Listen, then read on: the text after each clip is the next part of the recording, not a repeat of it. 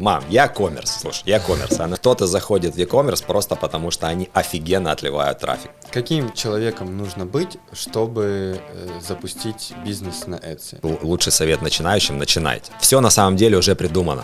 800 миллиона долларов оборот, да? Ну ты как вообще, ты ощущаешь эти цифры? Нам вообще все равно, что продавать. Как выйти на Etsy? Да, кстати, да. Мне было просто страшно жить в бедности. Вы, конечно, можете прорабатывать свою мать, отца. Как быть человеку, у которого сейчас не очень много денег? Хочешь зарабатывать большие деньги, продавай товар для бед.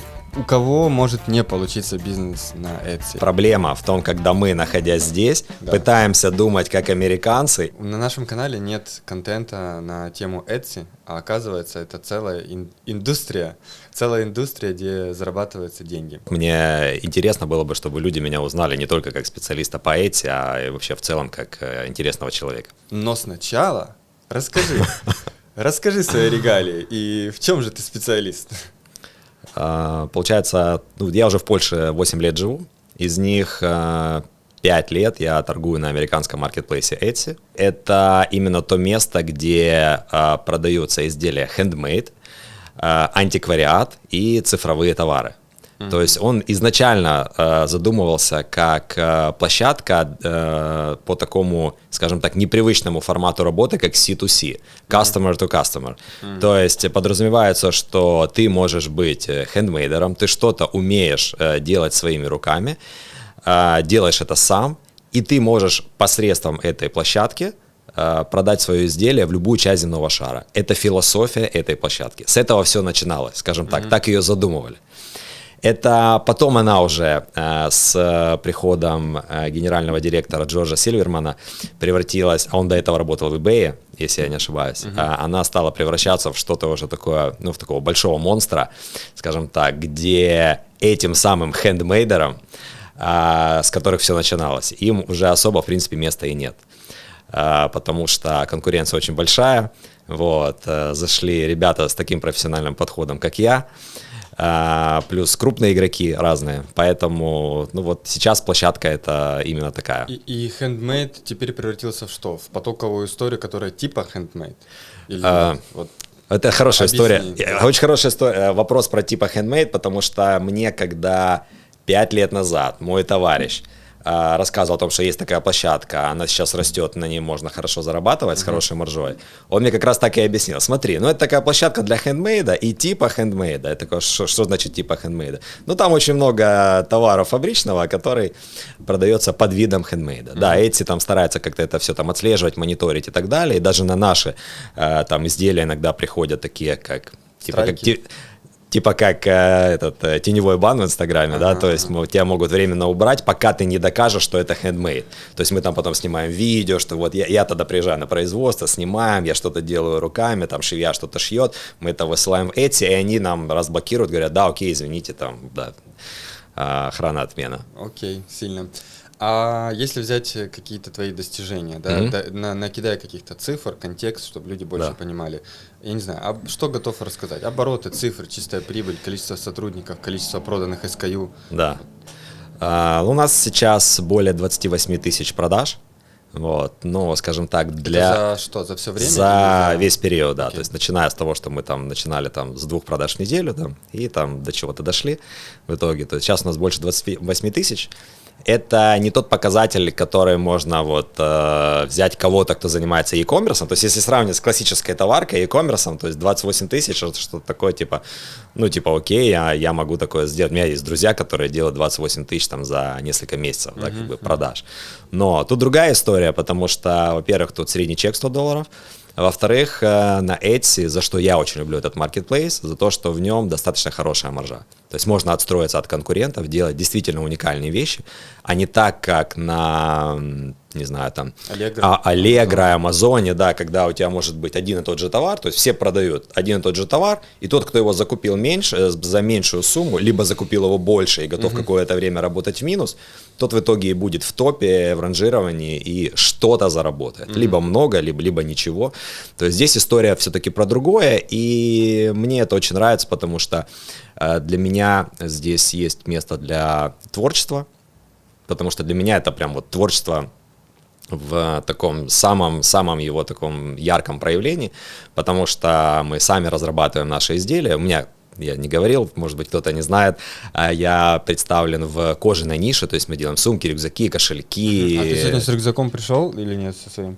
Да, я пришел. Это, вот, но, это видишь, ваш рюкзак кожаный? Это не наш рюкзак, мне очень надо было принести, понял, чтобы да. мы кинули на стол и посмотрели. Я не знаю, это, наверное, надо вырезать. Мне самому стыдно. Как раз с идеальным рюкзаком у меня есть история.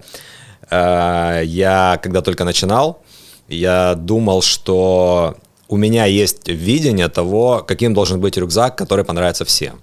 И мне казалось, что это было, получается, там 5 лет назад, как раз тогда Ранейр и Визейр ввели новые ограничения по ручной клади. Стандарты, да, по-моему, 40×30×20, вот этот маленький рюкзачок. И когда я пытался себе его купить, именно такой, просто, не кожаный, любой, я такого не нашел в интернете. То есть никто еще не успел. Мне казалось, вот эта ниша, куда нужно сейчас зайти. Причем у Ранейр и Визейр они повторили свои действия, размеры были одинаковые. И я сделал такой рюкзак из кожи. Мне он очень нравился.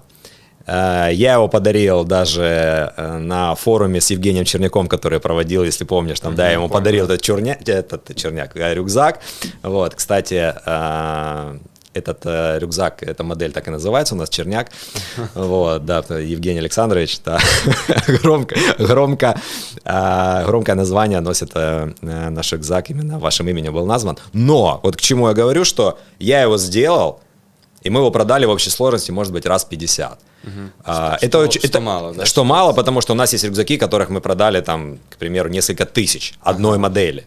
Да, то есть, а тут всего лишь 50. То есть рынок этого не понял. И какой вывод можно сделать из этого? Вывод такой, что нужно делать каст-девы, да, глубинное интервью, и прежде чем выводить какой-то товар на рынок, вообще поинтересоваться, он вообще кому-то будет нужен этот товар или нет.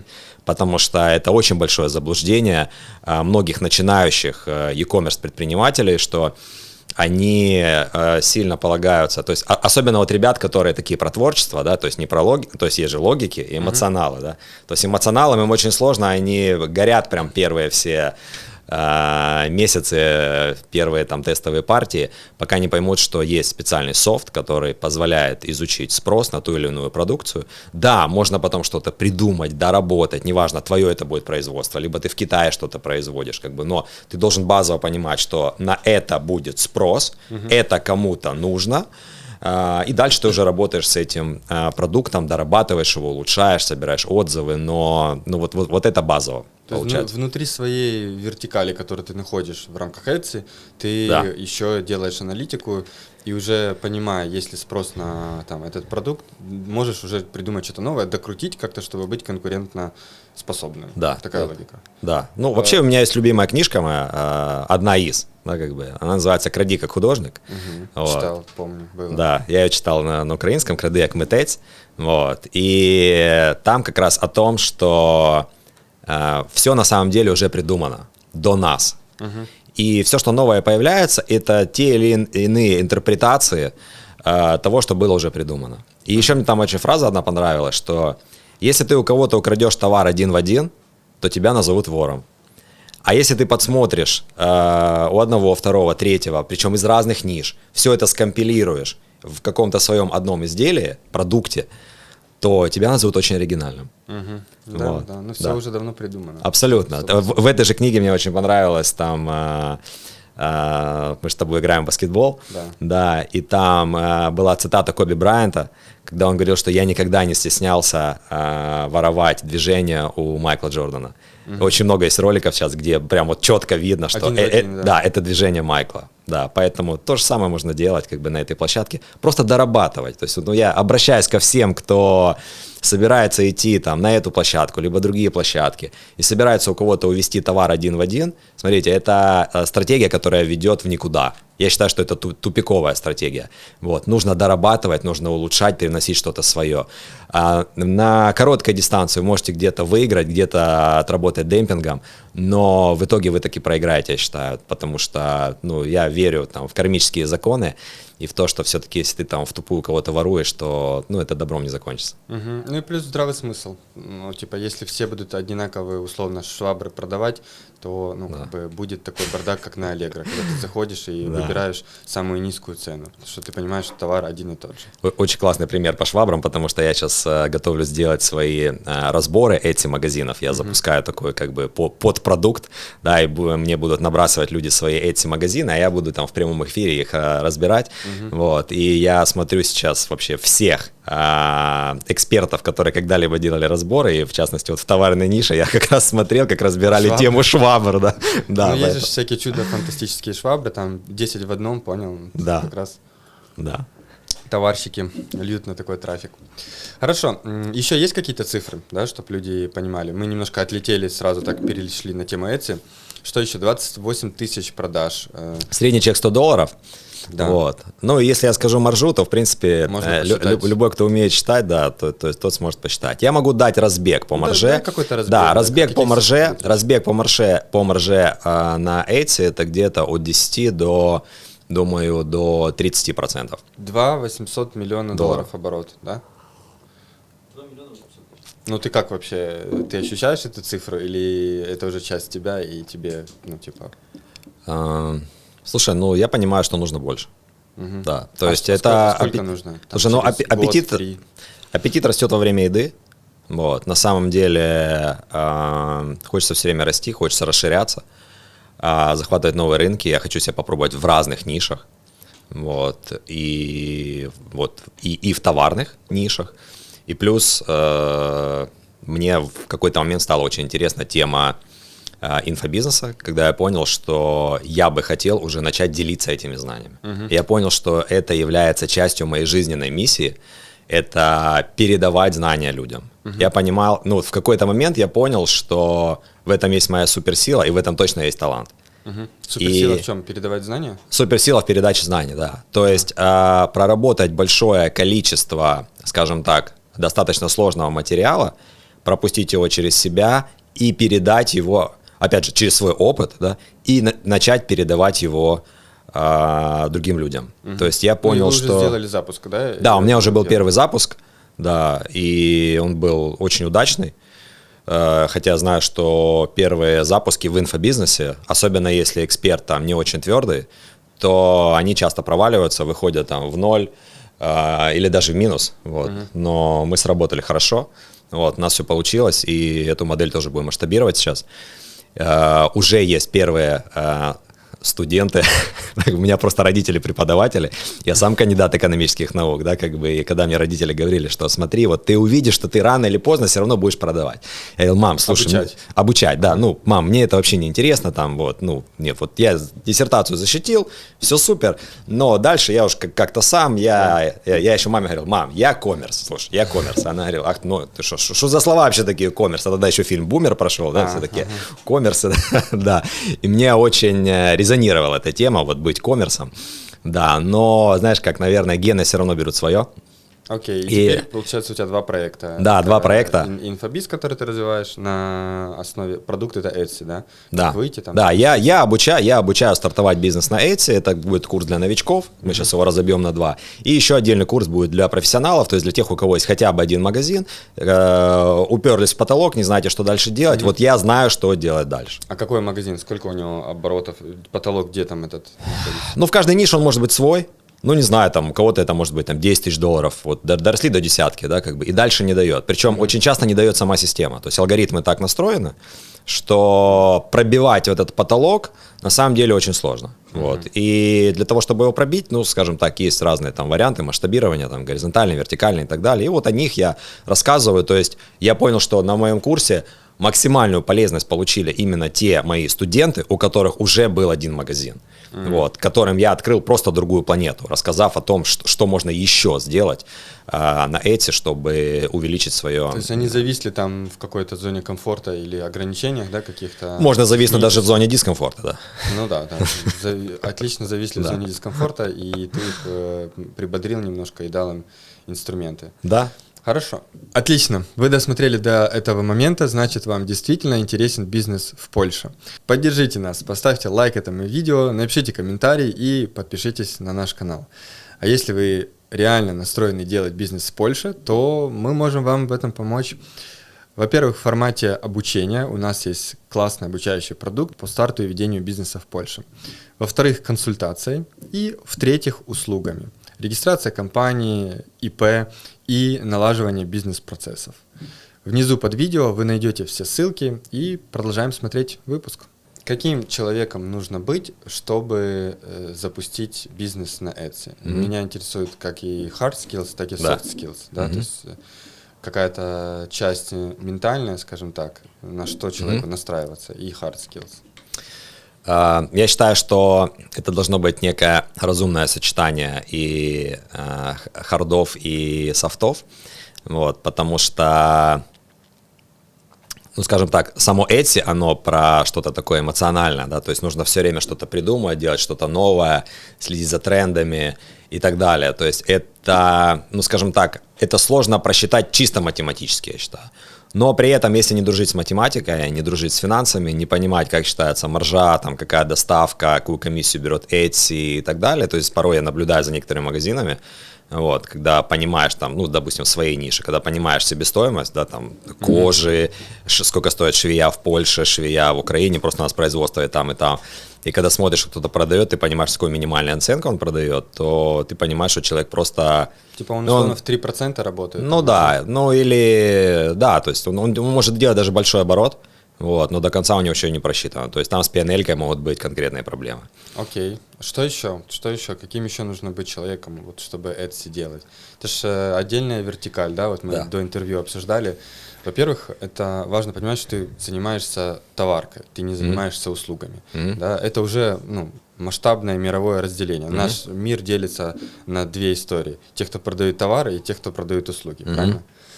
Во-вторых, то есть первый, да, уровень – это товар. Второй уровень – это marketplace, да, именно сама модель. И мы понимаем, что это Etsy. И третий уровень – это уже там внутри Etsy ты выбираешь какую-то вертикаль, в которой ты работаешь. Мне понравилось, я бы хотел еще обсудить виртуальные товары. И я слышал, что это есть на Etsy, но не сильно понимаю, как это работает. И антиквариат, но это мы обсудим потом.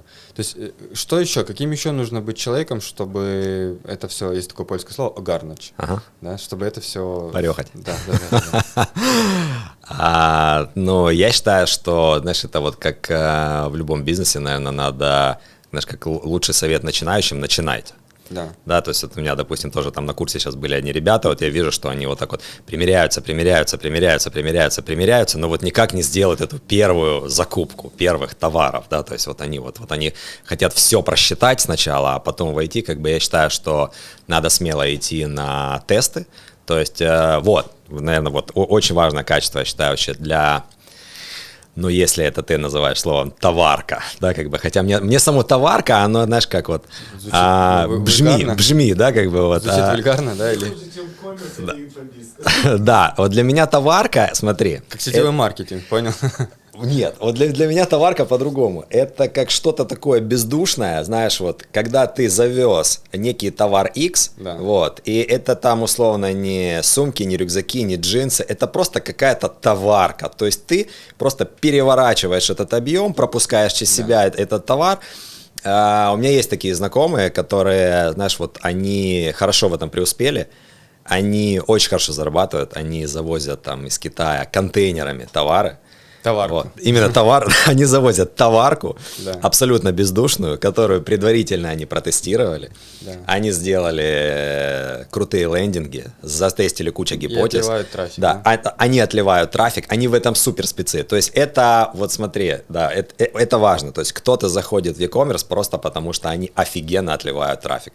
Они классно считают все эти показатели, они знают там цену клика, цену там лида, цену для покупки и так далее. Если видят, что у них срастается, то они везут под себя контейнер и в итоге его распродают. И когда я с ними разговариваю, вот это тоже важно понимать, они говорят: слушай, Леш, да ну блин, ты типа так заморачиваешься с этими там своими рюкзаками, там ты о них рассказываешь так, как будто бы это там что-то. Нам вообще все равно, что продавать. Ну, то есть, и это тоже важно понимать, там часто работает такой принцип: хочешь зарабатывать большие деньги, продавай товар для бедных. То есть, это может быть что-то с не очень высоким чеком, что-то жутко некачественное, но на этом зарабатывается просто состояние. Вот я понимаю, что мне, по моему складу ума, такая бизнес-модель неинтересна от слова совсем. То есть вот это вот отливать, продавать что-то бездушное. Я понимаю, что ну, у меня и там цифры не срастутся, потому что я не буду к этому подходить со всей душой. Я не смогу там сильно отстроиться, ну, потому что ты везешь готовый товар из Китая, да, как бы это не под твоим брендом, ты ничего не дорабатывал там, то есть ты просто знаешь, что это зайдет, потому что там ближайшие 7 месяцев на этот продукт будет спрос. Ты завозишь, продаешь его с большой маржой, потом с меньшей, потом 0, потом даже в минус распродаешь, на круг у тебя все равно остается. Вот это не моя бизнес-модель. Окей, соответственно, я могу сделать вывод, что это бизнес, где есть частичка там души, да, где есть там часть креативной задумки какой-то, где ты можешь вкладывать там часть себя в продукт. Да, да? Да, но при этом все равно не стоит забывать о том, что... Не стоит отлетать. 100% не стоит отлетать. Что я для себя понял, это то, что супер креативные, назовем их, хендмейдеры, да, которые могут сделать абсолютно уникальный товар в каком-то единичном экземпляре.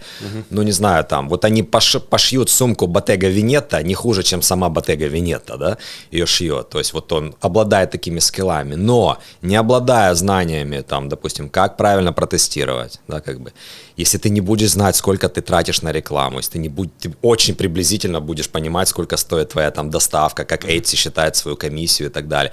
Если ты не, и самое главное, если ты не будешь понимать ничего в маркетинге, как это все подать, чтобы это продавалось с высокой конверсией, потому что в конечном счете все равно все упрется в конверсию и в показатель ROAS. То есть это отношение заработанных денег к потраченной рекламе, да, то есть если ты вот такой вот, скажем так, отлетевший хендмейдер, никого не хочу обидеть, да, но все же, и ты не добавляешь какую-то бизнес-составляющую, предпринимательскую составляющую в этот процесс, ты все равно там либо прогоришь, либо ты будешь просто где-то на 25-й странице выдачи находиться на Etsy по своим ключевым запросам, а все покупки происходят с первых 3 страниц. А абсолютное большинство с первой половины первой страницы происходит. Ну как в Гугле, по сути, да, структура выдачи, я имею в виду. То есть если ты все в оптимизации, твой сайт в топ вышел, то ну, на 2 страницу уже там... Хочешь написать уникальный реферат, зайди на 2 страницу Гугла. Ну да, и адаптируй его. Да, а не боишься ли ты, что тебя будут инфо-цыганом называть? Я тебе так скажу, где-то, когда было интервью Черняка с Портнягиным и знаменитая фраза «Какая маржа?», это было, сейчас скажу, 5 лет назад мы форум проводили с Черняком, значит, это было 5,5-6 лет назад. Вот 6 лет назад, когда я услышал этот выпуск, да, что у Портнягина спросили сначала оборот, там, чем вы занимаетесь? Ну, у меня там сувениры из Китая, там, какой оборот? И он был к этому вопросу готов. Да, он говорит, ну, там, сколько-то миллионов долларов в год. Окей. Он говорит, какая маржа? Черняк спрашивает, да? И Портнягин завис. И в этот момент вот я понял, что из-за одного вот этого вопроса Черняка Портнягину я на несколько лет точно отложил свой старт в инфобизнесе, потому что я сам для себя решил, что я недостаточно твердый. Потому что если бы, вот я себе представлял, там, Евгений Черняк решил взять у меня интервью и начинает мне задавать свои острые вопросы, а я в них плыву, И вот я для себя решил, что пока я этого не сделаю, вот не будет вот этой твердости, понимания того, как все устроено, я точно не пойду в инфобиз. Мне многие ребята там, ну, вот так же, как я, у меня есть комьюнити селлеров на различных там маркетплейсах и так далее, точно так же я сейчас начинаю уже обрастать какими-то, не какими-то, а вполне конкретными связями, скажем так, комьюнити, да, вот ребят, которые занимаются продюсированием, инфобизнесмены и так далее. Они мне наоборот все говорят: Леш, у тебя слишком завышенные требования к себе, ты слишком заморачиваешься. То есть, типа, не нужно быть экспертом, прям вот экспертом всех экспертов, да, как бы, ты и так твердый, но мы видели там, как ты там это говоришь, там, вот есть ребята, которые там покупали курсы, говорят: блин, да, ну ты туда столько всего заложил, никто так вообще не подходит к курсу, тебе наоборот его нужно облегчить, да, как бы, поэтому насчет там инфо-цыганства и так далее я точно не переживаю, я понимаю, что я точно даю ценность и пользу людям, я готов к тому, что это там не будут запуски на 1000 человек, да, как бы, из которых я просто сам когда-то участвовал в таком курсе, да, нас было 1000 человек со средним чеком $1000, и было очень интересно, когда через год там в эту группу на Фейсбуке, то есть поначалу все там такие были активные, писали планы, а там нужно было делиться планами, нужно было выложить фотоотчет, что ты поехал в салон Porsche, на нем покатался, прям это было первое задание, без тебя на второе задание не пускали, пока ты вот этого не сделал, и все так делились там своими планами, а у меня будет квартира в Дубае, а я то есть вот, ну, классика просто, вот сначала скажи, для чего тебе все это, поставь цель, а потом уже инструменты сами подтянутся, и через год, я помню, кто-то пишет там в этой группе на Фейсбуке, мне там сообщение приходит, что кто-то написал, типа: ребят, привет, а как вообще там, что, у кого как дела, да?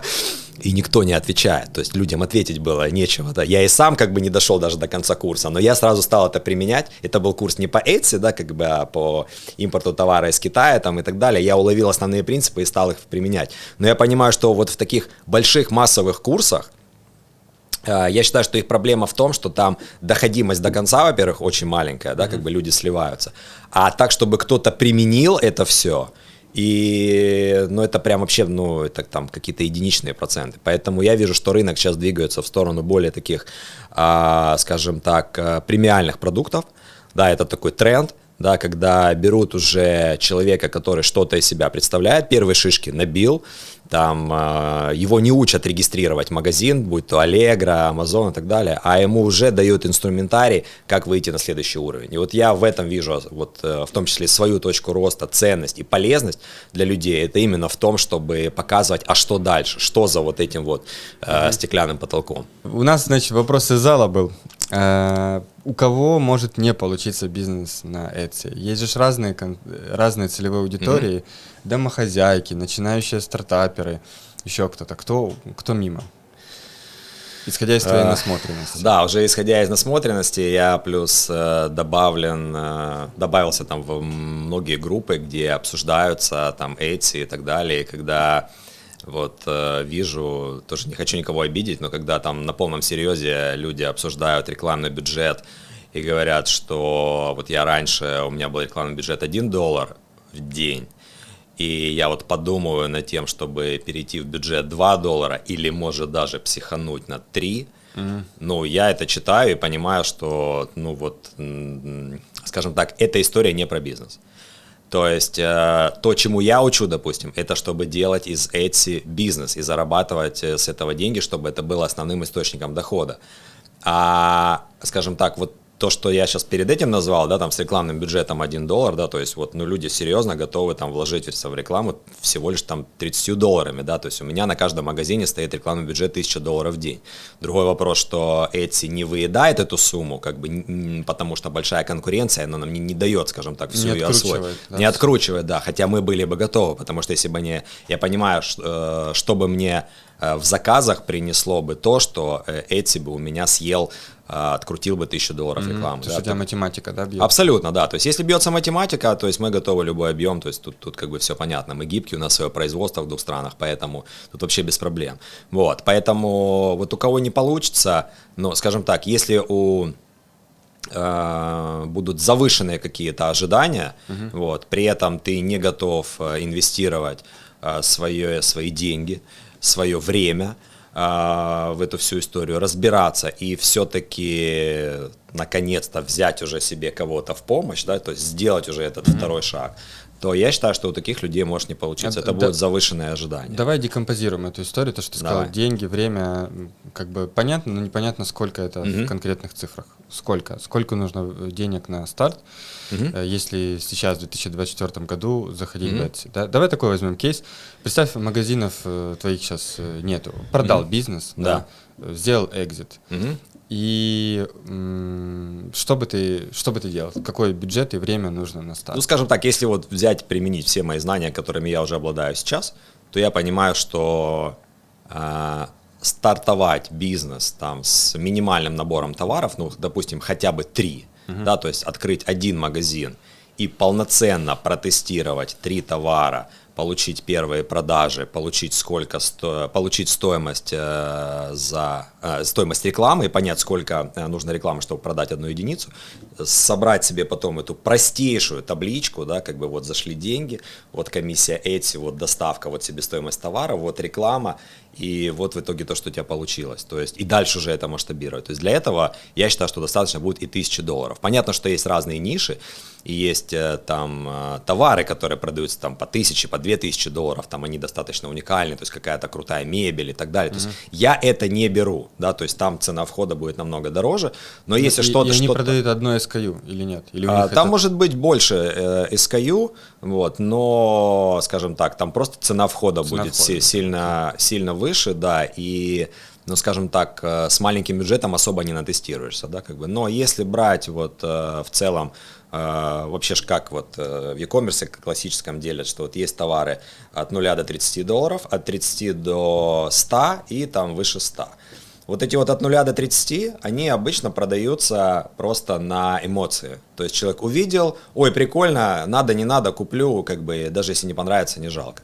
От 30 до 100 люди уже там думают, да, могут положить в корзину, так называемые брошенные корзины, да, как бы потом, по которым делается рассылка, там мы их бомбим, чтобы они их покупали. Это есть такой инструментарий, да? Да. И больше $100 это уже товары, над которыми будут думать, да, как бы вот. Но если брать в целом не такие вот товары среднего ценового сегмента, как у меня, допустим, да, там со средним чеком, там, к примеру, $100, хотя у меня есть товары и по $280-300, да, то чтобы все это полноценно протестировать, это можно сделать за $1000. Да, если ты рукожоп, как я, то что делать? Ну, как рукожопу, я отвечу, что на самом деле можно работать. Главное, это, по сути, что такое рукожоп, да, то есть я ни одного изделия сам не пошил, да, как бы. Да. Но я в целом понимаю, как это происходит, я в целом понимаю наши производственные возможности, из чего состоят наши мощности. Мой партнер занимается непосредственно вопросами производства, то есть коммуникацией там со швеями, закупкой оборудования и так далее. Я туда не лезу. Вот, только на начальном этапе, когда мы открывали в Польше производство. И, в принципе, мне это особо не мешает. Окей, ты смотри, сейчас люди послушают и скажут, конечно, у него партнер есть, который там вопросики решает. Давай как-то с точки зрения людей, да, с позиции человека. Если ты рукожоп, то у тебя вариант номер 1 это найти партнера не рукожопа, из того, что я слышу. Или соутсорсить само создание этой креативной модели этого там рюкзачка кому-то. Да. Вот как это? Скажем так, Ты сейчас рассуждаешь, у тебя же партнер уже есть, понял? Да, я не скрываю, что мне повезло, на самом-то деле. Я считаю, что мне реально повезло, потому что мой друг, практически одноклассник, да, то есть он на год старше меня учился там в одной школе, играли в одной баскетбольной команде, ходили вместе на бокс, и в итоге как бы мы уже много лет этим занимаемся, он отвечает за производство, там я за продажи. И я считаю, что это идеальная модель, вот, но, конечно же, начинать нужно с того, чтобы найти, то есть когда ты понимаешь уже примерно, что бы ты хотел с каким товаром зайти, здесь должна уже быть какая-то чуйка, да, как бы, потому что сложно заходить там в товары, в которых ты вообще ничего не понимаешь, и при этом как-то креативить, что-то добавлять в них, ты просто ничего не будешь понимать. То есть изначально должна быть какая-то минимальная экспертиза в том, что нравится. и уже под это искать поставщика. Я бы сказал так, сори, я перебью, сейчас важно. Изначально должна быть экспертиза, изначально должно быть то, что тебе нравится, потом ты в том, что тебе нравится, создаешь какую-то изначальную базовую экспертизу, и потом, вот я так понимаю, шаг номер 3. Да, и шаг номер 3, ты ищешь поставщика, который сможет для тебя изготовить то, что тебе будет нужно. Да. И вот здесь главный критерий того, каким должен быть поставщик, он должен быть адекватный. Угу. А это как?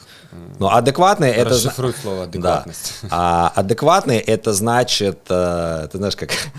Адекватность, она уже важнее, чем ресурсность, да. чем поточность там, и так далее. То есть в адеквате, да, это важнее, чем в ресурсе, в потоке и какая-то еще там фраза забыл.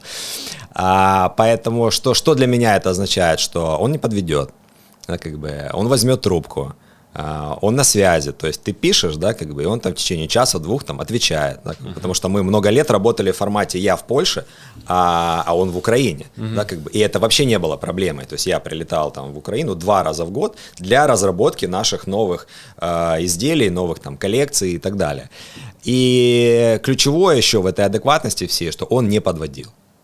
То есть вот он понимал, что мои обязательства, которые я взял перед клиентами, да, то есть, потому что начинали мы с того, что у нас даже склада особого не было.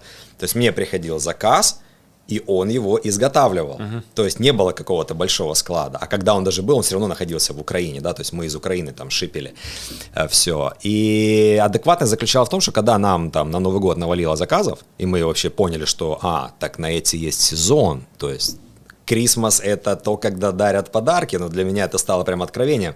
Я не знал, что количество заказов может увеличиться там x5, к примеру, от твоего обычного месяца. И когда наваливает такое количество заказов, и он не говорит тебе: слушай, Леш, что ты вообще делаешь, что ты творишь там, все, как бы сворачиваемся. Нет, он выводит, берет новых швей, они работают 7 дней в неделю, доплачивается за сверхурочные и так далее, но он выполняет свои обязательства передо мной, сам зарабатывает в том числе, но не подводит меня, и это ключевое. Где-то идя даже в себе там не в минус, но как бы ставя себя в какую-то неудобную ситуацию там и так далее, да, как бы. Вот, поэтому вот эта адекватность, это очень важно. И я считаю, что здесь как раз бич у многих там амазонщиков, вот и там из истории, которые я слышал, вот уже записывал урок для своего курса с Мишей Розенфельдом, ты его, наверное, знаешь, да, как бы крутой амазонщик, Миша Кальянов, и когда он рассказывал, с какими проблемами он сталкивается с поставщиками из Индии, там, Китая, там, и вот эта степень адекватности, да, то есть он просто уже посты пишет: ребята, вообще, кто-то знает адекватных индусов, потому что они все время меня в чем-то подводят, мы договорились, сделали там этот golden sample, золотой образец, все как бы вот начинаем работать, и идет что-то не так, да, как бы. И это на самом деле большая боль, вот тема поставщика. Какие бывают вообще модели конструкции продаж на Etsy? Есть, допустим, у меня знакомый, он занимается такой нишей, называется print on demand.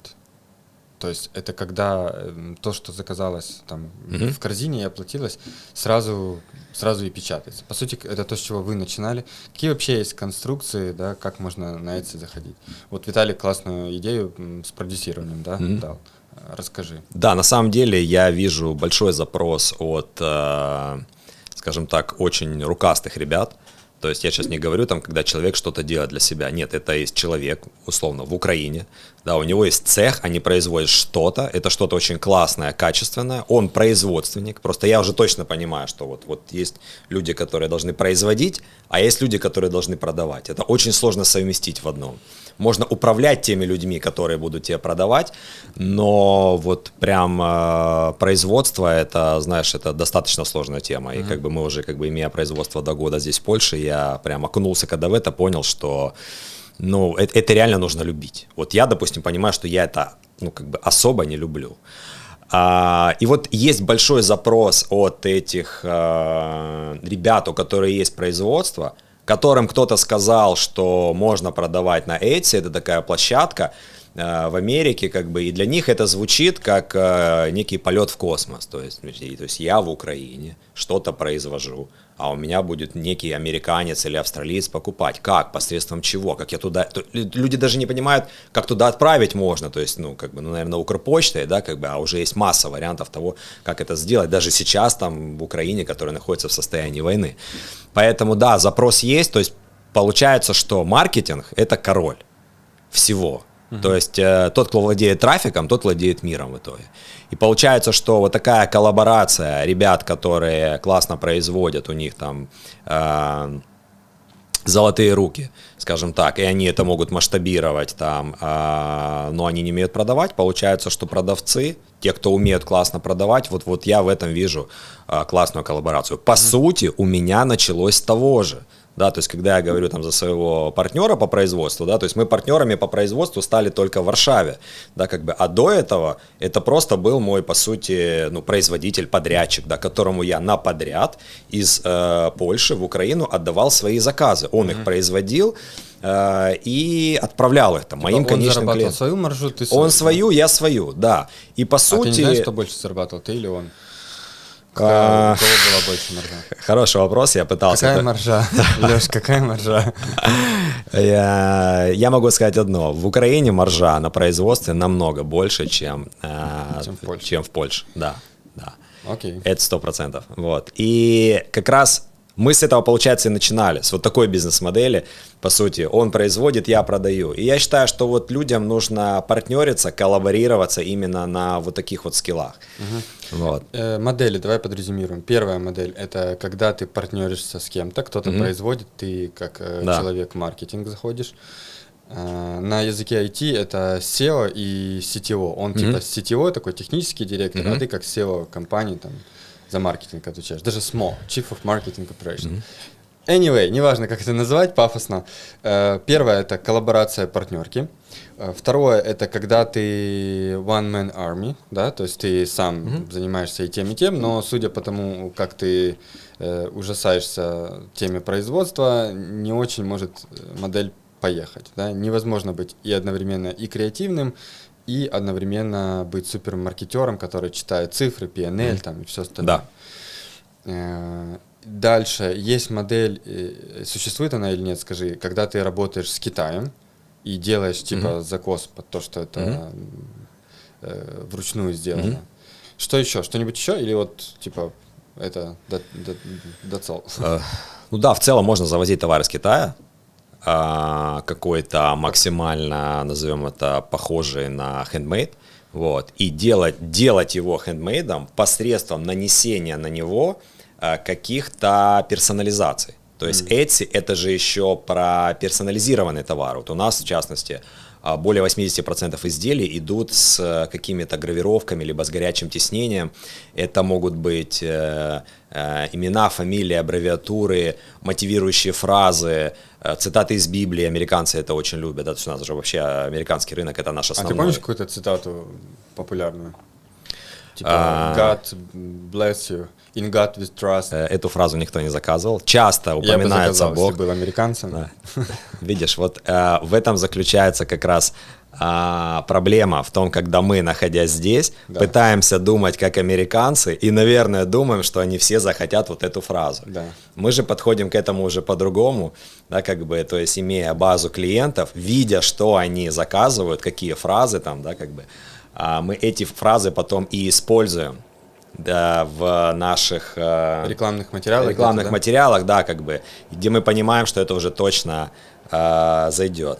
Вот как ты думаешь, мужской ремень кожаный женщина дарит своему мужчине, и с обратной стороны ремня, то есть та сторона, которая не будет видна никому, кроме этого мужчину, они, в процентах в 50 случаев заказывают одну и ту же фразу. 50%? Не знаю. Одна и та же фраза. А это жена или любовница? Вот без разницы. Давай скажем так, они в начале отношений еще. Я бы так сказал. Типа, трахни меня? Не, почему на ремне? То есть, как раз символично, смотри, вопрос на самом деле сложный, то есть тут надо знать специфику. Да. Итак, эта фраза звучит: Now you will always think of me when you're taking your pants off. То есть ты всегда теперь будешь думать обо мне, да, когда снимаешь свои штаны. И эта фраза настолько популярная, и я понимаю, что если бы мы не работали с этим рынком, то мы бы там, ну, какую-нибудь, знаю, там, ну, вот как пример могли бы вставить там какую-то цитату Рузвельта там или что-то, да, там такие, ну, американцы же любят Рузвельта, так, или там In God We Trust, да, как бы. Но нет, все очень банально, да, как бы, вот, ты просто будешь думать обо мне, когда снимаешь штаны. И вот в этом все американцы для меня, вот в этой фразе. Да, интересно, с юмором они подходят.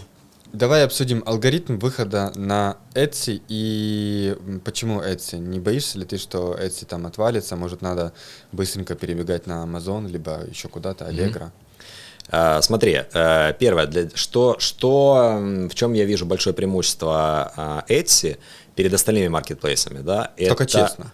Только честно, это относительно невысокая цена входа. Относительно, да? Потому что, общаясь в комьюнити селлеров, да, как бы на различных маркетплейсах, да, как бы я сам модерирую одно такое комьюнити, и я вижу, что то, что рассказывают амазонщики, да, что, ну, как бы даже с десяткой ты уже там особо и не войдешь. То есть цена эксперимента может быть там вот затестить нишу, там, завести товар и так далее. Это уже при том, что ты сделал ресерч, там, с которого все начинается, да, то есть анализ рынка и так далее. Но это может быть 30-ка. А там уже зайдет, не зайдет, как бы как карта ляжет. Ну, что значит, как карта ляжет? Понятно, что у тех, у кого компетенции выше, и это уже про харды, да, как бы. Карта ложится лучше, да? Карта как-то у них всегда ложится лучше, да, и я много на этот счет уже, ну, как бы... видел, слышал. Да. Ну, как и у меня, да, то есть у нас изделия, которые мы заводим, они с большой долей вероятности, они хорошо заходят уже на рынок, да, потому что они у нас такие понятные, вдумчивые, то есть мы их выводим на рынок по своему алгоритму, да, как бы. И у нас не может быть такое, что мы, допустим, заводим изделия, а там был плохой контент, там, или еще что-то, то есть это исключено. Вот, поэтому, сравнивая маркетплейсы, понимаю, что цена входа здесь относительно небольшая. Опять же, что такое цена входа? Чтобы потестировать, да, то есть вот как говорят там, тренироваться на кошках, да, то есть здесь потренироваться можно относительно за небольшие деньги. Вот я говорю, что вот там 3 товара можно абсолютно полноценно протестировать за $1000, да, как бы, и это уже будет и разработка этих товаров, да, относительно недорогих, но все же. И открыть магазин, эта услуга сейчас платная, там стоит совсем недорого.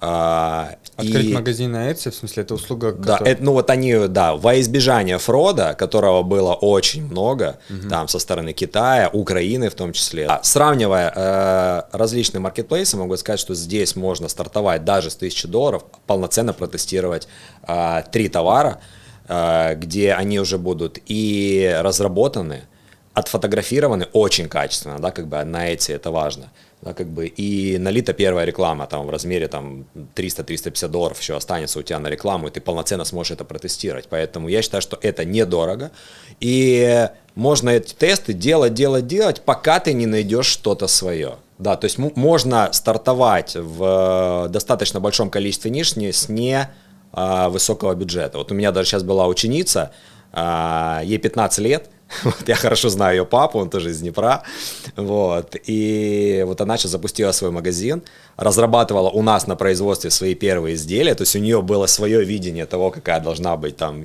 идеальная сумка женская, да, как бы, то есть она когда сначала показывала там фотографии, что она хочет сделать, я говорю, ой, ну, Анжелика, это не зайдет.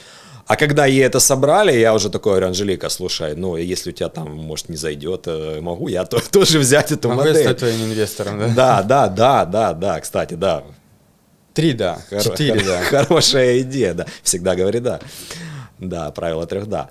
Вот, а если говорить за Amazon и Allegro, из того, что я вижу и как продают мои коллеги, это абсолютно другая философия. Особенно, если ты не строишь бренд, а просто вот это вот, как я говорю, там, занимаешься товаркой, да, переворачиваешь там эти огромные объемы товара, то это всегда про небольшую маржу, вот. Но ты можешь выехать только за счет большого количества, то есть большое количество продаж, маленькая маржа, и в итоге ты зарабатываешь. То есть в этом смысл. Опять же, Allegro, ну я думаю, что ты, как человек, который здесь живет столько лет, наверняка уже тоже наслышан о том, какое количество демпинга, особенно со стороны поляков, да, как бы на этом маркетплейсе. То есть он вообще про какой-то просто тотальный демпинг. И по факту продают на нем успешно те, я считаю, кто даже не то, чтобы они смогли как-то отстроиться. То есть в Etsy ты можешь отстроиться, да, как бы, а на Allegro ты можешь выиграть за счет более низких костов. То есть ты, у меня, допустим, есть товарищ очень близкий, да, он подписывал дилерство с одной очень крупной такой системной компании, не буду говорить какой товар, да, как бы, но он, подписывая это, абсолютно четко понимал свою стратегию входа на этот через Allegro и через другие свои каналы продаж, через сайт еще продает. Он первые, не помню, там энное количество месяцев работал в плановый минус, минус, прежде чем ему эта системная большая корпорация стала давать какие-то ретро-бонусы, да, когда ты там напродавал на какое-то количество, и тебе потом дают бонус, и этот бонус перекрывает твой минус, и ты выходишь в плюс в итоге. А потом тебе только начинают планомерно снижать цены, и в итоге он для них выполняет роль такого буфера, да, как бы когда к ним товар пришел на склад, он его весь забирает на свой склад, они у себя его не хранят, по сути хранят у него, они ему дают хорошие цены, они ему дают хорошие бонусы. То есть, но для такой бизнес-модели, то есть туда нужно топить уже даже не десятки тысяч долларов, а сотни тысяч долларов, если не то есть, условно, больше. Там 100 тысяч долларов ты должен прокатить через эту всю бизнес-машину, да, и потом оно где-то там начнет ехать. Да. Хорошо, давай алгоритм по Etsy. Как выйти на Etsy? Кто может? Мы спрашивали, кто не может, а кто может. Вообще-то это хороший вопрос. Да. Кто может и какой алгоритм? Степ-бай-степ. Степ-бай-степ. Первое. Это, я считаю, должно быть очень большое желание и голод того, чтобы делать что-то крутое. Вот это базово. То есть нужно очень это хотеть и верить в эту тему со старта. И четко отдавать себе отчет в том, что может со старта не получиться. Условно говоря, ты не угадаешь с продуктом, либо не угадаешь с нишей. То есть это базово. Второе. Сейчас давай будем сразу, чтобы не отлетать далеко. Да. Голод. Как это понять? Я расшифрую это понятие. Кто ты, когда голоден? Что ты чувствуешь? О чем я ты не думаешь? Я, когда голоден. Сникерс доставайте. Да. Важно, чтобы люди узнали себя, идентифицировали, потому что слово голод, непонятно. Да. Имеется в виду по-хорошему голодные, да? То есть это должна быть жажда сделать что-то великое, жажда оставить после себя какой-то след, но не жажда просто зарабатывать десятку в месяц. А ты считаешь, это плохо, жаждать зарабатывать десятку в месяц? Я считаю, что очень круто, но этого маловато, и я считаю, что многие сливаются, когда просто идут когда ставят и их мотивирует, их мотивируют только финансовые цели. У меня тоже есть финансовые цели, то есть на год все, я когда бегаю по утрам, потом хожу босиком по траве, заземляюсь, так, знаешь, у меня есть свой ритуал, я достаю свои цели на год, Они абсолютно разные по разным сферам жизни. Понятно, что финансовые цели, они тоже есть, но вот так, чтобы сказать, что меня мотивировали только они, я считаю, что это нет. То есть вот нет. То есть как бы человеку, у которого сейчас не очень много денег, допустим, он зарабатывает несколько тысяч долларов в месяц, $1000 в месяц, ему тоже сразу нужно ставить, если он на Etsy выходит, ему тоже сразу нужно ставить какую-то великую цель, типа создать, воссоздать, оставить после себя, либо же ты советуешь что-то приземленнее. То, что расскажу про себя, историю. Вот ты сказал, ты не ты, когда голоден, и я был в свое время голоден именно на деньги, то есть меня вперед гнал страх, мотивация от, не мотивация к, меня, мне было просто страшно жить в бедности, я этого очень не хотел, и меня, мотивировали какие-то энные суммы денег, я понимал, куда я их буду тратить, на здоровье, на жизнь, на увеличение уровня жизни. Что этим людям делать? Тоже о великом сразу или нет? Смотри, можем откатиться еще назад, и подумать, чем Кем они были в прошлой жизни? Нет. Ну, проработать отца и мать, с этого начать. Да, как бы это сейчас модно. Вот. Ты, кстати, смотрел интервью? Про отца и мать. Какое? Это ваше какой-то прикол? Ну, оно там про продюсеров, да, как бы, и там чувак один как раз говорит о том, что не, ребят, смотрите, у меня тут про твердые скиллы, как бы про инструментарий, который вас реально выведет, типа, вперед. Вы, конечно, можете прорабатывать свою мать, отца, там, можете этого не делать, вот. Ну, типа, я особо не верю в то, что это, как бы, вот, вы проработали, у вас сразу скачок в деньгах. Да. Да, это было прикольно сказано. Да. Так вот, если откатиться назад, да, как бы, можно сказать, что вот это же все про адреналин, да? Вот то, что как бы драйвит, там в глазах вот такое вот желание чего-то достичь. Но есть два вида адреналина. Первый адреналин. Вот представь себе зайца, который убегает от волка. Да. Да, как бы. Он старается выжить, и у него выделяется адреналин. На самом деле тоже доказано врачами, учеными, что этот адреналин, он очень вредный. Да, ты можешь на короткой дистанции сделать результат, условно убежать от своего волка, да, как бы, но в долгую тебя надолго не хватит. И есть другой вид адреналина, норадреналин, да, как бы, который у волка, который бежит за зайцем. Заяц от него убегает, да, как бы, и у него выделяется адреналин, а волк, когда предчувствует, что он сейчас этого зайца схватит, то есть у него есть цель, вот, не убежать от, вот он как раз бежит не от, а к. Да. И вот этот норадреналин, он очень полезный. Вот. Поэтому вот для меня очень важно понимать, чтобы была вот этот бац, да, как бы большая амбициозная цель, к чему я иду, чего я хочу, какие у меня цели, планы и так далее. И да, по сути, деньги это будет инструментарий, благодаря которому я там все это и получу. Окей, все, принято, понял, теперь понятно. Ну, алгоритм. Как это в твоей, да. Алгоритм первое — это поставить цель, понимать, ради чего ты это делаешь. Да, без этого, к сожалению, никак. Потом, тут уже, я считаю, это все-таки классика e-commerce, вот, то есть нужно делать research, то есть анализ товаров, анализ конкурентов, прикидывать, точнее, есть инструментарий, который позволяет считать продажи в рынке. Как это фактически выглядит? Фактически это какой-то плагин в браузере? Это программа, да, где ты регистрируешься и задавая ключевые запросы, как твой товар будут искать, да, как бы ты можешь посмотреть, какая сезонность у этого товара, какое количество запросов, там, в какой сезон. Например, кожаные сумки ищут 100, мужские, да. Там, мужские кожаная сумка мужская, да. Да, ищут 10 тысяч раз в месяц, условно. Да. Окей, все, ты можешь это понять, что еще? Ты можешь это понять, ты можешь понять, в каком количестве они продаются. Прям аналитику дают, сколько их продается?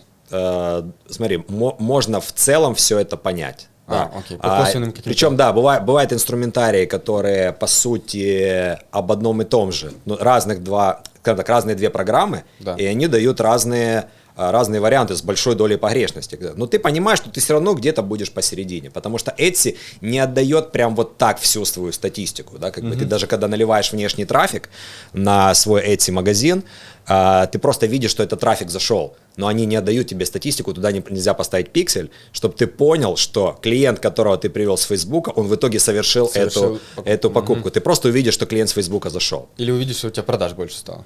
Да, то есть по сути по косвенным признакам. Да, по сути по косвенным признакам. Итак, да, то есть сделал ресерч, проанализировал конкурентов, проанализировал цены. То есть моя первая таблица сравнительная, да, она была сделана просто на коленках. Я еще не знал даже о том, что есть такой инструментарий. Да, как бы. Я просто заходил, задавал ключевые запросы, смотрел, какое количество ответов, то есть листингов, выдает Etsy. То есть уже понимал, какая конкуренция будет в этой нише, анализировал первые 3 страницы на предмет того, там, что это за товары, нравятся они мне, не нравятся, мог ли бы я или мой производитель такое произвести. Потом в каждом листинге было указано количество отзывов. А Etsy — это такая благодатная площадка с точки зрения того, что клиенты так выносят мозг, ну, в хорошем смысле слова, перед тем, как совершат покупку, да, немного спрашивают, там, уточняют, кастомные заказы, часто заказывают что-то индивидуальное, что они очень хорошо отдают потом в ответ своему продавцу, у которого купили, да, через отзывы. То есть, если на Амазоне там на 100 заказов может быть, ну не знаю, там один да, условно, да, одна просто там пятерка, да, 5 звезд, то на Etsy этот показатель может достигать даже 20. То есть на 100 заказов 20 отзывов. И они прям расписывают, что вот мне этот там продавец столько всего там дал. Ладно, сейчас отвлекся от темы. Короче, я смотрел на отзывы, и мне вот первичная информация, которую мне дали, это о том, что смотришь отзывы, грубо умножаешь их на 7, и ты получаешь количество продаж, которые совершил этот листинг. То есть я захожу на листинг, там 100 отзывов, я понимаю, что где-то там от 500 до 1000 продаж этот листинг совершил. И это была моя первая аналитика. Да, я не знал, за какой период, они это сделали за месяц, либо за 5 лет, но даже по датам отзывов, по датам первого отзыва можно это было понять. То есть на самом деле, если включить логику, то можно сделать ресерч, не имея даже никакого софта. Да, он будет достаточно примитивный, там, он не будет учитывать сезонность, но в целом можно понять вообще, ну, о чем эта площадка, как бы, и какие товары, с каких товаров заходить. Леш, как не разъебаться в этом всем тогда?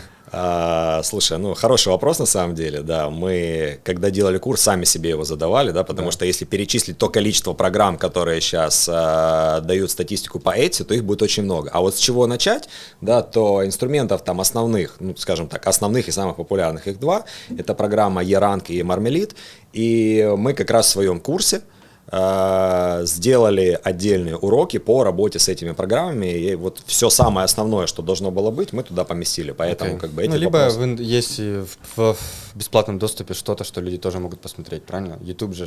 Безусловно. Ну, знаешь как, для меня вообще, ну, что такое обучение, да, как бы, то есть ты можешь купить чей-то опыт, вот, тебе все расскажут от А до Я, вот, либо ты можешь все, да, структурированно, да, как, плюс ответить на твои вопросы, либо ты можешь по крупицам собирать вот эту информацию, как я ее в свое время собирал 5 лет назад, да, у меня там был один курс, но он был такой очень, ну, по Etsy, но он был такой очень, ну, там было много достаточно воды, да, как бы я свои шишки набивал сам, то есть я понимаю, что если бы мне кто-то дал бы такой курс, который я сейчас сделал, я бы там то, что, к чему я пришел через 5 лет, я бы мог пройти это через 2-3 года, к примеру, просто потому что я бы сокращал дистанцию. Я считаю, что вообще любое обучение, да, которых сейчас очень много на рынке, они в первую очередь тебя ускоряют. Вот, и чтобы ты шел не через только свой опыт, а просто покупал чужой опыт. И я считаю, что это на самом деле очень круто, и это того стоит. Далее, то есть сделали ресерч, далее мы ищем поставщика. Вот, ну, об этом можно слишком, очень долго там говорить, там, как искать и так далее, как бы, вот, опять же, у нас тоже есть на эту тему там урок, как его искать, и главное, что, скажем так, вот, резюмируя, как бы, самое главное, чтобы этот поставщик был адекватный, вот, дальше закупается пробная партия. Может быть golden, как ты там сказал? Golden sample, да, ну, то есть, по сути, в моем случае это так и было, да, то есть тебе разрабатывают что-то, тебе это не нравится, ты говоришь, хочу с перламутровыми пуговицами, а можно ли с крыльями этого коня и так далее, тебе этого доделают, потом вы финалите с производителем, это называется golden sample, да, как бы вам делают этот образец, и уже этот образец, по сути, можно использовать для фотосессии. Все. Причем, даже такой скажу лайфхак, если там это изделие должно быть, там, не знаю, там, в 10 цветах, к примеру, да, как бы планируется, то можно сделать это в одном цвете, фотосессию, да, а в фотошопе потом изменить цвета на те, которые тебе нужны. Покрасить, то есть, примерно. да, я на самом деле сильно поменял свое отношение к людям, которые в фотошопе вот делают подобного рода трюки, то есть когда я увидел, что действительно могут попасть один в один с изменением даже цвета изделия. Вот, поэтому, чтобы сэкономить на начальном этапе, можно даже не производить всю палитру, то есть можно сделать какой-то минимальный набор этих там golden сэмплов, да, там товар, там SKU1, SKU2, SKU3, сделать, отфотографировать и выкладывать. Фотографии должны быть классные, конечно же, к этому нужно хорошо готовиться, делать техническое задание для фотографа и так далее. Вот. Об этом тоже я всем рассказываю на своем курсе и даже привожу пример своего ТЗ, которое я даю фотографу, и я знаю, что фотографам всегда очень приятно со мной работать. Они говорят: Леш, ты настолько четко понимаешь, что у тебя должно быть в итоге, что это очень круто с тобой работает, да, потому что очень часто люди отдают товар и говорят: сфоткайте. А потом говорят, так вы же все неправильно сделали. А, так у вас на Amazon было, так что же вы не сказали? И то же самое там, так у вас на Etsy, а мы все делали на белом фоне, как нужно для Амазона. Там. То есть вот эти вот нюансы. В Etsy, конечно, можно так разгуляться с точки зрения контента, потому что у них там нет каких-то ограничений, то есть можно делать на том фоне фотографии, на котором ты хочешь это сделать, да, и это могут быть какие-то абсолютно классные, аутентичные, интересные, какие-то предметные, либо непредметные там фотосессии с людьми, без людей, то есть это то, чего, допустим, ты не можешь так проявиться на Амазоне, и это на самом деле меня очень привлекает. Ну и все, дальше выкладывается товар. То вот, есть там уже выкладывать нужно... это что? Ты физически заходишь на сайт и да. добавляешь фотографии, добавляешь описание. Фотографии, описание, там есть теги, тайтлы, то есть эти все ключи, поисковые слова. То есть здесь уже тоже нужно обладать некими скиллами. Допустим, вот у меня этих скиллов нету, это не моя сильная сторона. И у меня это делают, допустим, это делает мой партнер, да, к примеру. И вот он в этом хорош, он работал в Гугле. Вот это уже другой партнер, да, как бы не тот, который по производству. У меня есть там еще один партнер, да. И у него вот тоже доля в бизнесе или как это? Да. Да, то есть он за эту часть, за это направление отвечает. Да, ну то есть, скажем так, производственное направление, это как тоже отдельный бизнес. То есть мы его вывели как отдельный бизнес, там со своим бюджетом, там со своей рентабельностью и так далее, да, как бы. А вот это бизнес, который непосредственно товарный, да, он продает, и там у меня есть партнер. Вот. Ну и все, дальше тестируется, если там... А что является фактом успешной теста гипотезы? Как это? Это ROAS. ROAS – это показатель из маркетинга, да, как бы это соотношение потраченной рекламы к полученной прибыли. Ну, уже прям вот конечной полученной прибыли. Опять же, что значит конечная, да, наверное, тоже оговорюсь. То есть это важно понимать. То есть вот, чтобы срасталась юнит-экономика, да, как бы мы считаем экономику одного юнита. То есть вот есть у нас товар, да, как бы мы его продаем за, условно говоря, $100, да, ну, чтобы на $100 просто легче посчитать. Да. За $100 мы его продаем, там примерно 16,5% комиссии снимет себе Etsy, да, потом мы отнимаем оттуда себестоимость товара, потом мы отнимаем цену, которую мы заплатили за доставку этого товара. Если мы там сами осуществляем там эту отправку, там, то это называется fulfillment, да, то есть упаковать, запаковать, мы еще там натираем эти изделия, да, перед тем, как их высылать. То есть вот этот fulfillment, он либо мы это сами делаем, либо это кто-то нам делает на аутсорсинге, то есть у этого тоже своя есть цена. И в итоге мы получаем... И реклама, собственно, бюджетный маркетинг. Да, то есть по сути, вот все то, что я сейчас назвал, это нам известно заранее, то есть в нашей таблице мы это видим... Не таблички, да. В таблице мы это видим заранее. Но в этой таблице мы никогда не знаем, какая будет цена рекламы. Мы уже из опыта можем примерно понимать, что там в товарах стоимостью до $30 там реклама может стоить столько, там, а которые дороже, что может стоить столько. Но это настолько плавающие на самом деле показатели. Плюс у меня на Etsy 6 разных магазинов, в которых очень часто можно встретить одни и те же товары с разными фотосессиями. Внутренняя конкуренция. Внутреннюю конкуренцию мы такое делаем. А да. Etsy это запрещают или нет? Etsy это запрещает, поэтому нужно максимально все это маскировать. Красиво делать, да? Да, то есть это на юрлица разные. Ну, как минимум, да, это не должны быть одни и те же юрлица или физлица, то есть на Etsy даже с физлица можно торговать. Это не должны быть одни и те же IP-адреса, MAC-адреса, то есть выражаясь по-простому, не с одного Wi-Fi заходить на 2 магазина, и не с одного компьютера заходить на 2 магазина. То есть как минимум пользоваться VPN-ами, то есть удаленными рабочими столами и так далее. И возвращаясь к показателю ROAS, то есть когда мы провели тест, то мы наконец-то понимаем, а сколько же у нас заняла реклама. И вот в этой таблице, когда еще появляется цена рекламы за 1 юнит, то у нас складывается вся картинка, и мы можем посчитать показатель ROAS. То есть если показатель ROAS единица, это означает, что мы налили рекламы на $1000 и заработали $1000. То есть фактически мы провернули цикл сделки, сделали итерацию, но ничего не заработали. Да. Соответственно, если показатель ROAS это 2.0, то значит мы на $1000 налили, на 2000, и $2000 заработали. Опять же, туда можно включать электричество, зарплаты сотрудников, можно не включать, как бы мы не включаем, да, как бы вот когда считаем юнит-экономику, я считаю, что это правильно, да, как бы, то есть мы считаем именно экономику по юниту, да, как бы, то есть остальные уже мы там расходы не берем. И, ну и все, то есть рост... Ты тестируешь, ты условно отливаешь там $300-500 на карточку товара, либо на интернет-магазин полностью, на карточку товара. Ну, скажем так, у нас обычно под одной SKU, ну так очень в среднем, это может быть там 15 карточек товара, где будут протестированы разные гипотезы, там разные заглавные фотографии, разные поисковые там слова, ключи, разное позиционирование одного и того же товара, там, ну и так далее. Ты отливаешь этот бюджет и потом просто считаешь экономику, да? если все едет, если у тебя, допустим, 1,5. Ну вот ROAS 1,5 это такое очень пограничное число, потому что я понимаю, что когда, ну опять же, смотря на каком бюджете, то есть если ты налил $100 000 и заработал $150 000, это тоже ROAS 1,5, но у тебя остается 50 000. Но за 50 000 ты, наверное, уже как-то там заплатишь там зарплаты сотрудникам, даже какие-то налоги. Да, и даже Теслу можно купить. Вот. Но если как бы речь идет о небольших цифрах, то я понимаю, что ROAS 1,5 это очень немного, и при нем не факт, что...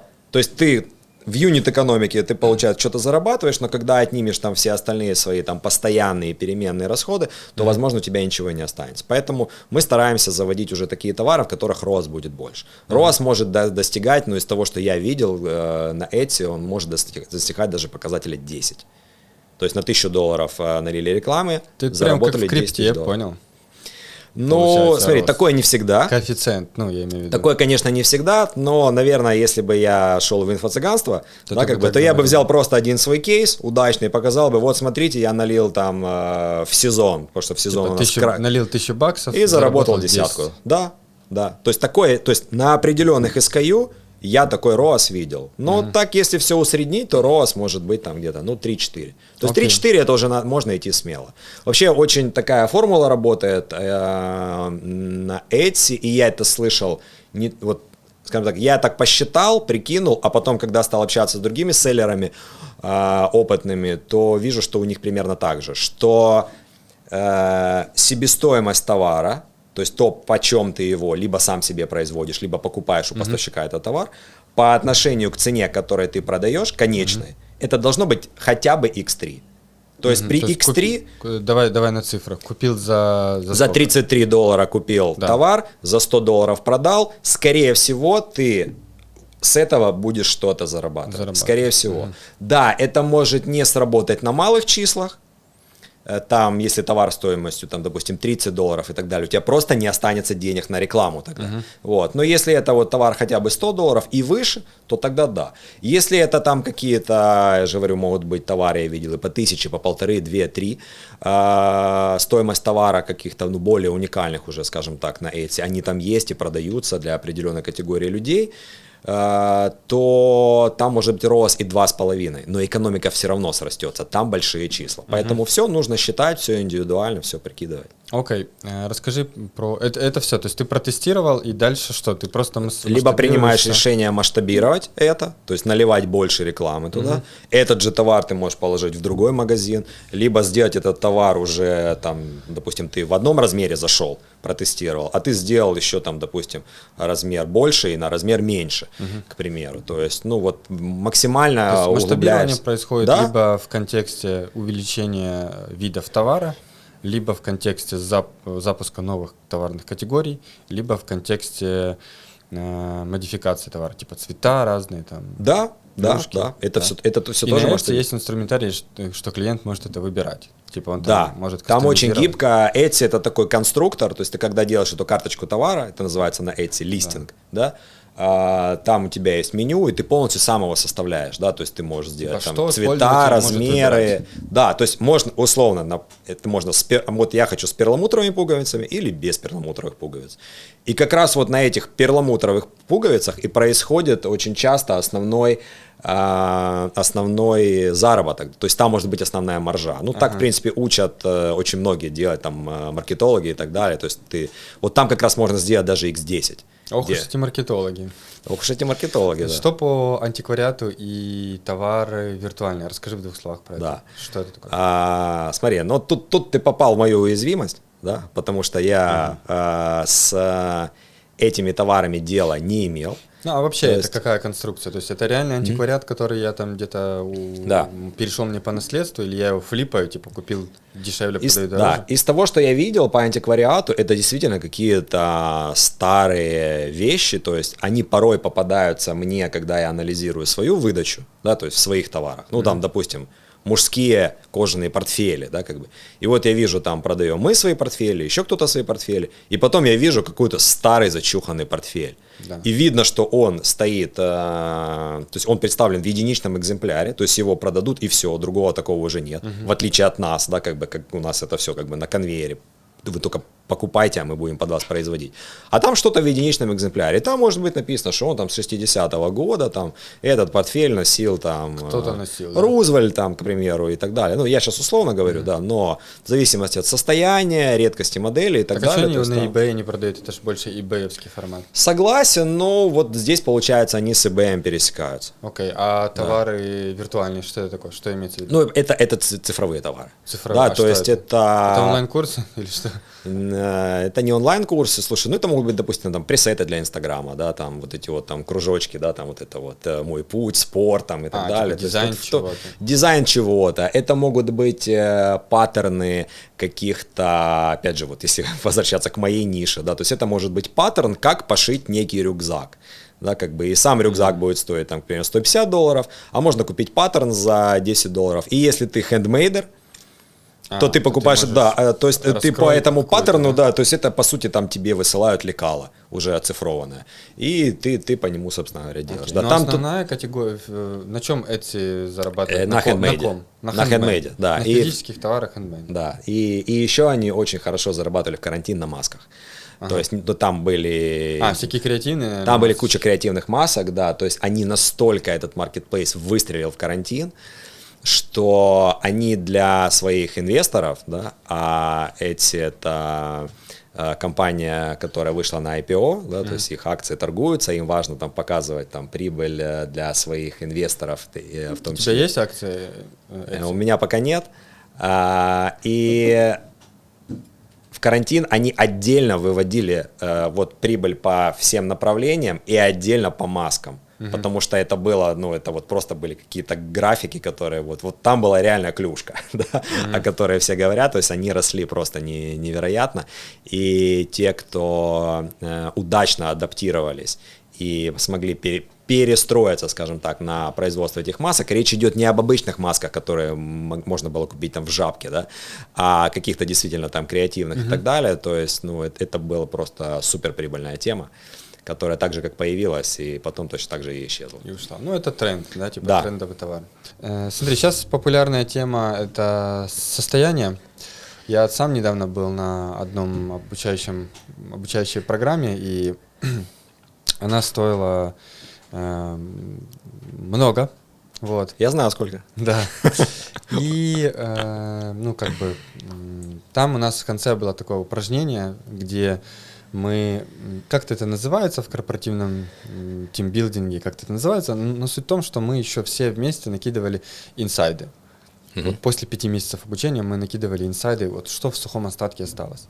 Ну и как ты понимаешь, много у кого из участников остался такой нарратив, да, это состояние. Расскажи, как ты с этим работаешь, с состоянием, как твое состояние, действительно ли оно влияет на там, твой уровень дохода?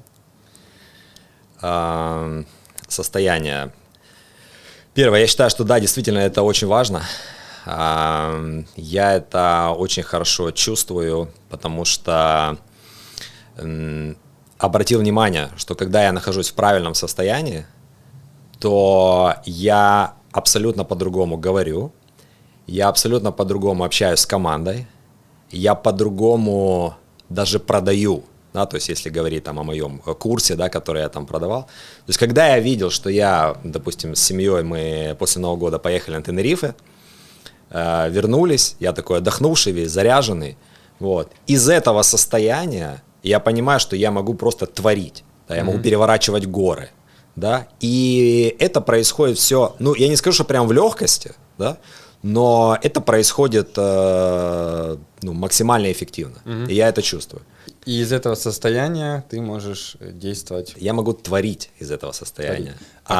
И при этом, если этого состояния нет, я чувствую, как просто, такое впечатление, что начинают притягиваться какие-то негативные события, даже на уровне каких-то мелочей, да, там, не знаю, там, какие-то заказы начинают отваливаться там на эти, да, там, хорошие, классные, раз там отменилось что-то пошло не так. Штраф на машине, да, типа? Штраф на машине, железобетон, да, это работает, это прям критерий, который очень четко срабатывает, то есть когда ты злой на весь мир, когда ты вопросы задаешь не к себе, что я не так сделал. А когда начинаешь говорить мыслью, не знаю, там, ловишь состояние жертвы, да, нет, кто виноват, или там, почему же мне вот это все? Я же там бабушку перевел через дорогу, да, как бы донатил на ЗСУ, да, как бы, а мне вот сейчас там, то есть это абсолютно не связанные вещи, как бы, да, я верю в карму и все, как бы, вот, но когда ты сваливаешься вот в эту негатив и отлавливаешь себе какие-то нотки жертвенности, вот, все, ты точно не в том состоянии, и из этого вряд ли получится сделать что-то крутое, креативное, великое, я бы так сказал. Но при этом хочу очень важно добавить про состояние. Смотрел недавно одно интересное интервью, и там один психолог, которого мы с тобой обсуждали когда-то на встрече, сказал такую фразу, мне она очень срезонировала, и он сказал, что сейчас, на мой взгляд, роль состояния, она сильно переоценена. То есть, если раньше она была недооценена, и раньше там говорили, что, то есть, была условная прямая взаимосвязь там между тем, как ты ебш и какие у тебя результаты, да, как бы тренд на ебш тоже задал определенный человек, который потом внес комментарий, что, ребят, да вы меня просто не так поняли. Я сам лично задавал вопрос Евгению Черняку, и он мне прокомментировал, что, Леш, да ты меня просто не так понял. Ты должен просто думать о своем бизнесе 24/7, а не... А работать надо немного головой. Да, а это уже фраза, как его? Стива Джобса, точно. Вот, и вот возвращаясь к тому, что недооценена либо переоценена, а сейчас наоборот. То есть вот ты заметил, да, как заходят какие-то тренды, говорят, состояние. Так же, как было буквально еще год назад было в потоке, в ресурсе, в моменте, то сейчас нужно быть в правильном состоянии, да. Но я считаю, что вот в чем заключается переоцененность этого состояния, в том, что как раз люди в погоне за этим состоянием перестают просто, условно говоря, там смотреть свой PNL. Да, как бы profit and losses, да, как бы не считать финансы, полагаться только на интуицию, состояние и так далее, и совершают при этом ошибки. То есть hard skills, их тоже никто не отменял. То есть здоровая логика должна присутствовать во всем. Вот. И если это все уже добавляется к твоему состоянию, то тогда я считаю, это прям супер симбиоз. Но когда ты рассчитываешь только на состояние, такое. Как ты приходишь к правильному состоянию? И что это? Это как? Ты вот встаешь с утра и ты улыбаешься или... Расскажи. Во-первых, я еще... Ты говорил, там по травке бегаешь. Да, не по той.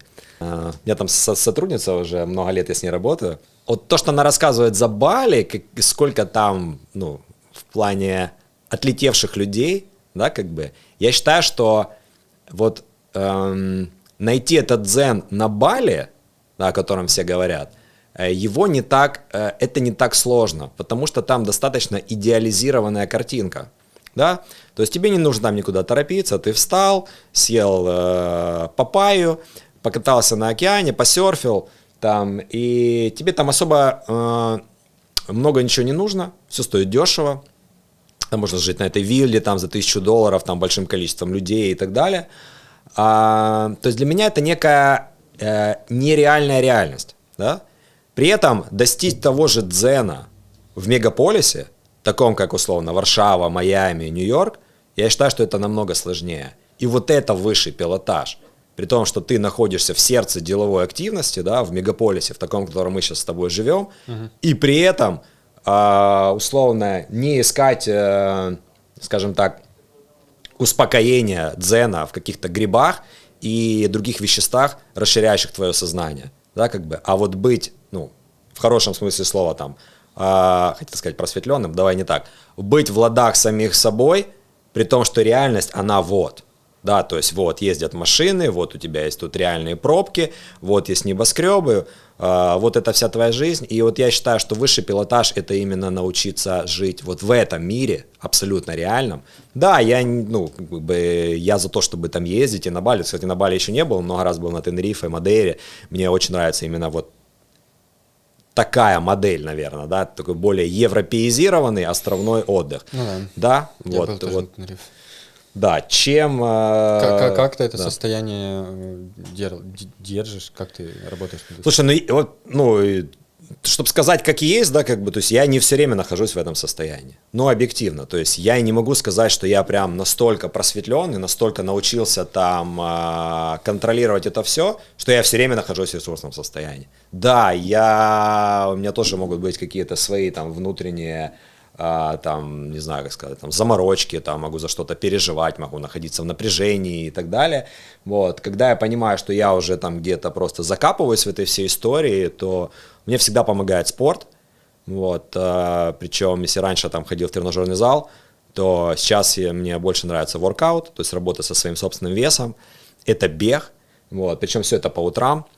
И медитировать, да. То есть, ты бегаешь? Я бегаю, я хожу, да. Очень важно, причем я понимаю, что, знаешь, как бег и вот воркаут, да, как бы у меня все это как бы происходит в рамках там полутора часов, да, как бы это для меня некая рациональная составляющая, да, то есть как бы это спорт, я сделал хорошо своему телу, плюс я бегаю уже давно без наушников, то есть я уже перестал заниматься самообучением в момент того, как я бегаю.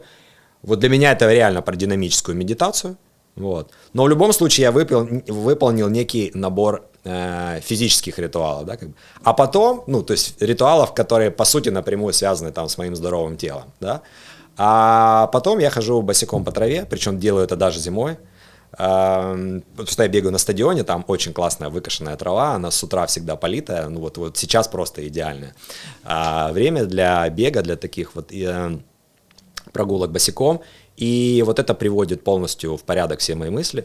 И я себе говорю, что в этом году я там делаю вот это, там, благодарю себя за то, что уже там выполнил там то, благодарю людей, которые меня окружают, то есть вот этот ритуал там благодарности, тоже, кстати, долго не мог к нему прийти, я не понимал, зачем это, но мне казалось, что это что-то настолько, мой рациональный мозг настолько сопротивлялся этому ритуалу благодарности, я не понимал, я же все это заслужил, я же красавчик. Да, как бы, зачем мне еще кого-то за это благодарить? Родителей можно поблагодарить, да, там, что меня там воспитали такой, какой я есть, там, сделали, да, как бы, но в каких-то банальных вещах. Но потом я понял, что это реально классно работает с точки зрения там энергетики, то есть мне, причем это я транслирую не только, условно говоря, себе лично, да, там, я это стал говорить людям, я перестал этого стесняться, благодарить людей за какие-то вещи, там, которые мы там, проекты совместные делаем и так далее, я просто искренне их благодарю. И я вижу, насколько люди, скажем так, не подготовлены, насколько они этому удивляются, да, что такие могут быть взаимоотношения, да. Ты знаешь, как у нас на мероприятии был такой прикол, мужчина подарил цветы мужчине. И тоже, я видел это в Reels. Да, и тоже как бы, много кто старыми паттернами думает, да, и не подготовлен к этому. Да. А кто сказал, что там так нельзя, да? Что у тебя именно в плане психологической составляющей? Кто-то помогает тебе? Смотри, во-первых, по поводу, начнем с конца, да, с которого ты... С айваски? Да, с айваски. Я для себя точно понял, что я айваску не хочу. Да, как бы, скажем так, психологи, которых я слушаю на Ютубе, они высказываются против этой всей темы.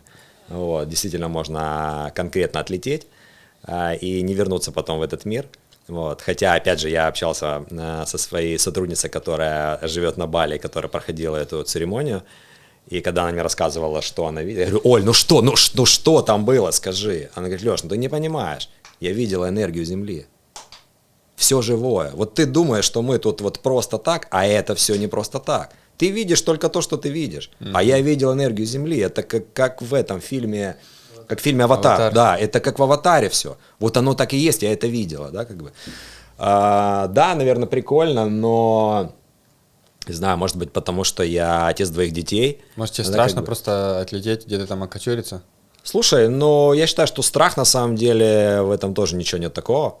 Да, как бы, то есть это достаточно здоровое чувство, да, как бы, и да, я понимаю, что если это может иметь риски для моего здоровья, а это реально, это подтверждают люди, которые не шаман, который говорит, что он из Перу, но вообще он из Мелитополя. Да, вообще он из Мелитополя. Да. Вообще он из Мелитополя, научился в Перу, да, у него имя такое, которых ты не слышал, но по его... Его зовут Сергей, но вообще, он Бруно, но зовут его Сергей, да?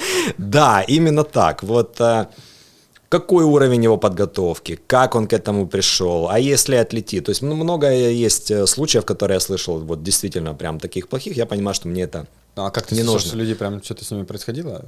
Мне конкретно рассказывали историю о том, что приехал шаман в Гданьск. Уже подозрительно. Да, прилетает такой... Нахуя шаман едет в Гданьск? Почему не в Мелитополь сразу? Прилетает шаман в Гданьск, значит, под него собирается группа, он проводит айваску, один человек в этот момент умирает, через час он уже летит по направлению куда-то далеко. Все, то есть это же во многих странах мира вообще запрещенная процедура. Вот, поэтому я считаю, что, знаешь как, такое тоже мнение слышал, что вот эта айваска, это для тех, кому нужно прийти к результату побыстрее. Да, как бы. То есть вот у тебя есть запрос, вот, ты туда идешь и получаешь на него ответ, условно говоря, там, в течение суток. При этом то же самое можно сделать за полгода терапии, допустим, с опытным психологом, да, там, когда тебя там будут погружать там, в состояния там, разные и так далее. Опять же, там, зависит у кого какая техника. Вот, поэтому я больше, наверное, здесь за какой-то более традиционный подход. По статистике же всего 10% людей занимаются саморазвитием. Просто когда... Интересно, в моем мире как будто 90. Вот. В моем мире такое впечатление, что их 100. Да, как бы. И когда ты общаешься с такими людьми, кто-то там был на айваске, кто-то проработал отца. Кто-то в Гданьске был. Да, кто-то был в Гданьске, да. Кто-то поехал на Бали искать себя. И ты смотришь такой, и для тебя это становится порядком нормы. А на самом деле 90% людей, они, ну, так вот, ты можешь так вот, это хорошо видно, знаешь, можно ради, не знаю, как сказать, прилично. Чтобы получить такой срез, да, как бы, можно просто зайти в общественный транспорт, да, как бы, и вот так вот пройтись, ну, все же в телефонах едут, да, как бы, просто посмотреть, да, ну, что в лентах, да, у людей. То есть там вообще не про саморазвитие, там про какие-то дурацкие какие-то ролики, там, ну, все вокруг какого-то такого, хотел сказать, быстрого, дешевого дофамина. Да, то есть какой-то ТикТок, что-то очень быстрое, а вот так, чтобы слушать какое-то интервью, которое послушаешь, а потом еще всю субботу и воскресенье ходишь, такой думаешь, ого, ничего себе, я вообще не думал, что это все так серьезно, то получается, что таких людей не так много. Но мы сами регулируем вот то общество, в котором мы находимся и от кого мы запитываемся энергией, и идет вот этот энергообмен. И я считаю, что очень важно формировать как раз такое общество вот, по ценностям там, и так далее. То есть есть различные форматы, да, это же может быть и бизнес-клуб, это может быть peer-to-peer, допустим, мне тоже очень заходит такой формат, у меня есть свой peer-to-peer уже несколько лет, у нас там 9 человек, мы и выезжаем там и в другие страны, и вместе путешествуем, брейнстормим, поддерживаем друг друга и так далее. Я считаю, что это все очень круто. И да, в какой-то момент мне кажется, что абсолютно все вокруг занимаются саморазвитием. И когда ты скажешь там треугольник Карпмана, да, там, допустим, жертва, палач, спаситель, то вообще никто не удивится, да, как бы, ну, в моем окружении это так, да, но кто-то узнает о том, там, что такое, там, опять же, тот же жертва, палач, спаситель, и скажет, офигеть, я даже не представляю. Так вот почему муж бьет жену. А она ему мстит, а он ей изменяет, а она от него не уходит, и для человека может открыться вообще там другая вселенная. А это все есть в свободном доступе, просто нужно сменить свой фокус, да, как бы из этого дофамина на что-то более твердое. Нас сейчас смотрят люди, которые скептически настроены к этой всей истории, поэтому дай им какие-то пожелания, напутствия в контексте того, как им классно зарелизить бизнес на Etsy. Да. Ребят, бизнес на Etsy — это крутая тема, туда несложный вход, можно много всего перетестировать, там про маржу. Если у вас есть понимание, как сделать какой-то классный, крутой, качественный товар, я считаю, что эта площадка реально вам подходит. Я всему этому могу научить, но, скажем так, без вашего желания, без желания что-то начать, что-то делать, совершать, достигать, расширяться, без этого, к сожалению, не получится. Тут, наверное, нужно скорее начинать с психолога, чем с каких-то хард-скиллов, инструментария и так далее. Поэтому вот так, желаю всем успехов. Я ваш, ближе микрофон поставлю, я ваш покорный слуга, желаю вам отличного, продуктивного, эффективного бизнеса в Польше и, как показывает динамика, не только в Польше, а во всем мире. Не бойтесь, действуйте. Всех обнял, приподнял. Пока. Спасибо. Друзья, спасибо за просмотр этого видео. Если вам понравилось, ставьте лайк, подписывайтесь на канал. Внизу под видео вы найдете все контакты нашего героя и на его продукт, если вам нужна услуга, и в целом на него, там, в том числе на его институт. Пишите вопросы в комментариях, что вам еще интересно узнать. И хорошего вам бизнеса в Польше. Если вам нужна помощь в регистрации компании, открытии ИП и бухгалтерии, тоже пишите нам, все ссылки в описании. Попадки!